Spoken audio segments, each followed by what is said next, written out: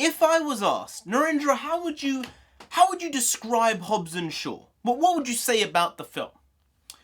I would say it's like anime in real life. Also it's like Transformers in real life, mixed with Fast and Furious, mixed with like a spy action film. It is absolutely nonsense, to be honest. I love it. Let's not play. I'm not gonna beat around the bush. I thought it was great. It was like a 10 out of 10 in terms of movie satisfaction. But, you know, it's not a cinematic masterpiece, and nor do I expect it to be. It's something which is Fast and Furious, but in another direction. It's something which I feel if there'd been a cameo of some sort, it may have felt even weirder if Vin Diesel had actually been in this film. Or if Ludacris had randomly popped up. It might have felt more off because of the tone of the film. The tone of the film was much more friendly. It was much more relatable than the Fast and Furious franchise. Because that's just got so big now in terms of the scope. And even the way that the dialogue is set. It's very, very different to how this film was set up and laid up. Whether it was better or worse, I don't know. I'd say it's pretty standard in terms of a Fast and Furious film. It's probably closer to the top than the bottom, but by no means is it the best Fast and Furious film, because still the best Fast and Furious film is Fast 5. 100%. It is definitely the best film in the franchise, and it's actually a good film by itself overall. Like, you take that film and anyone watches it, they're gonna find enjoyment out of it regardless. 6 is good, 7 is good, it's okay. I think there are problems with 7, but obviously there are problems with the production of the film. 8 was fine, not really anything too great there. Pretty crazy and bonkers with a nuclear submarine going on. But one of my all-time favourites, Tokyo Drift, my man Han. Something that wasn't really addressed in the film. The writer said that Han's death would be addressed in the film and will be addressed in the future. And there was really nothing there for me to claw onto and be like, my man Han, he's coming back, but he can't, he's dead, he can't come back.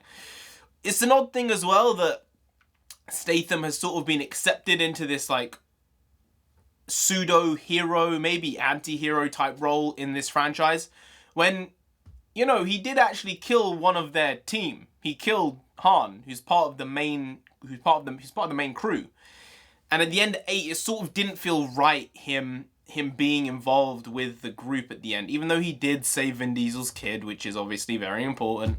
But you killed a member there, and my favorite member. He is my favorite member out of the entire series. Whenever Han is on screen, he's just incredible. I think his name's is it Kang? I think his last name. I'm not sure. But the actor does such a good job in that role. It's almost so minimalist what he does that it draws you in even more. He's just gripping on screen. I think he's incredible. I think he does a great job. Well, in that anyway. And, well, when you're acting against not the best sometimes, it helps. It does help. But back to Hobbs and Shaw, I think Jason Statham did Jason Statham. He did a solid job, you know. I really want Jason Statham to do some diving shenanigans in these films just because he was a diver in there. He was indeed. But really, Diver Yanya, he is not, well, he wasn't the best, but he's better than me. Doesn't really count for much though, considering I would just cannonball. Yeah, The Rock was The Rock, so good stuff there. So many one-liners in here were so damn ridiculous. It's just what The Rock does in any film, but specifically the Fast and Furious franchise. The wittiness of this guy, I'm sure he's just standing there with the other cast members in the crew, and they're just batting off random shit while the camera's rolling. They're like, yeah, we'll go with that. And then he just sparks something else out of nowhere, and they're just taken aback by his ridiculousness. Idris Elba, I think, was fine in the film. I think that there's obviously an option for him to maybe return in one way or another. Because, well, I'm not going to spoil anything here. Not going to do that. But he was fine. I think that he was intimidating. I will say that he was very, very intimidating as a villain, but he wasn't really the real bad guy because there was something bigger behind him which was controlling him. So he wasn't really the big bad. He was just like the mini bad. He was like the Loki, and Thanos was there behind and pulling the string. So there's something bigger to come. So they're going to make a Fast and Furious presents Hobbs and Shaw. That's such a long title. Maybe just change that a bit. It's a bit too mouthy, a bit too wordy. Hobbs and Shaw 2. There were, and this is spoilers here, I'm going to spoil shit, there were some ridiculous cameos. While there weren't any of the original crew or original cast, man, the fact they got some of these lads in, they're sort of setting up in a way for a Hobbs and Shaw 2 in the most bonkers way possible. I mean, there was a cameo, spoiler, from Ryan Reynolds, and it wasn't even a cameo. He actually had like a role in the film for like over 5 minutes, I would say he was in the film, screen time wise. Which is ridiculous. It really popped out of nowhere. And sometimes there's good things and bad things with these, because when it's such a famous person and there's a cameo, you do get pulled out of the film and you see them as the actor. But when I see Ryan Reynolds, I see Deadpool, not the actor anymore. So I just see Deadpool talking to The Rock. I see Deadpool talking to Black Adam. Yeah, that's how my mind is seeing that, which doesn't really add up. But he is so fun and jovial and light in the film. It just brings something else to it. And then there's another spoiler alert, Kevin Hart. Out of nowhere, Kevin Hart is just bloody in this film. Alpha male as he is, as he says. Really, it honestly came, it was an RKO. It just popped out of nowhere. And you're looking at the screen like, what on earth is actually going on right now? I don't believe it. I don't believe you got all these damn cameos. So if there's a Hobbs and Shaw 2, there's going to be Ryan Reynolds in it for sure. There might be Kevin Hart in it. Who knows? There might be someone else as well. It's honestly bonkers what they did with this film. Incredibly fast-paced as well. Really, really quick. They zipped you through the timeline of what was happening very, very quickly. And when it came to the end of the film, it felt like it had been like an hour, even though it had been like over 2, which is pretty incredible considering the amount of exposition there was in the film. I do think they made a couple of mistakes here with timeline. Didn't make sense that she had like less than 2 days to live, yet they went from London to Ukraine to Samoa, and then it just, I don't know if they actually got the timeline right here. I think they made a mistake with the amount of time that she had. The person with a virus that might kill the world, let's just be blunt, it's not really a spoiler, how long that was available on the timer, it doesn't really add up with the time they had in the film, I don't think. I think they made a mistake there. But other than that, I really had no other qualms with the story. It was what it was. It's a Fast and Furious film that isn't really a Fast and Furious film. You know, this franchise started off with racing cars. Now look where we are. We're saving the world. And Dwayne "The Rock" Johnson is pulling a helicopter with his bare arms. He decided to try and do the Chris Evans. He saw that in Captain America Civil War and was like, I need to do that. I need that. I swear, man.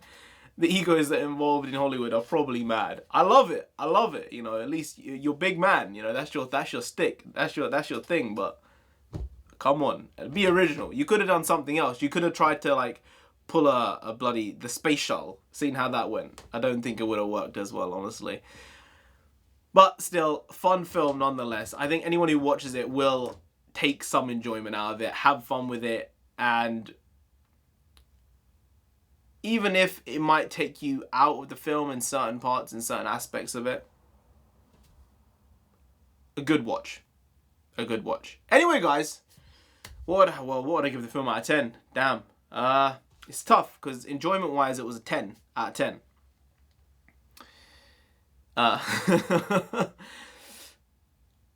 Rating-wise, it's probably a 5.5. Maybe a 6 if I'm being generous. You know, there were problems with it. It wasn't incredible. But if you just want to sit down, relax, and watch a film just for watching a film's sake, and to be whisked away and not think about the perils of the world that we live in right now, even though there are situations here where you'll genuinely be like, oh wow, this is the world is fucked. Then this is probably something for you. I'd probably give it a 6 out of 10. Also, the box office isn't really doing that well, unfortunately. I think it's made like $350 million so far. It's not opened in China yet, which is a big market, and in Japan, I think, and Korea. So they're 3 big markets outside of the main ones of the UK, Australia, America, Canada. So I'd say in China, it's probably going to make up to 150 million. In Japan, maybe upwards of 10. And in Korea, I would say upwards of 20, potentially. So it has an opportunity to make upwards of 600 million, but on a $200 million budget, I don't think that is really good enough. I think you need at least a 3.5x on your budget.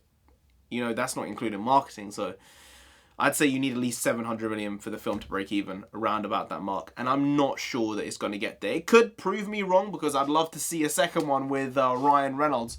That could be a lot of fun, but I think as of right now, I can't see a pathway to it getting to 600 million, above 600 million worldwide, tapping on 700. I don't think it's possible. But I hope for The Rock's sake and the franchise's sake that it is. Anyway, guys, if you did enjoy this video, please like, share, comment, and subscribe to the channel down there. If you didn't, then The Rock himself will come after you, alright? Man, he will rock bottom you. He will whoop your candy ass. Alright, you don't want that. You really don't, so just subscribe anyway to avoid that. Now, I've been Narendra the Comic. You have been great, and I'll see you next time. Skadoosh.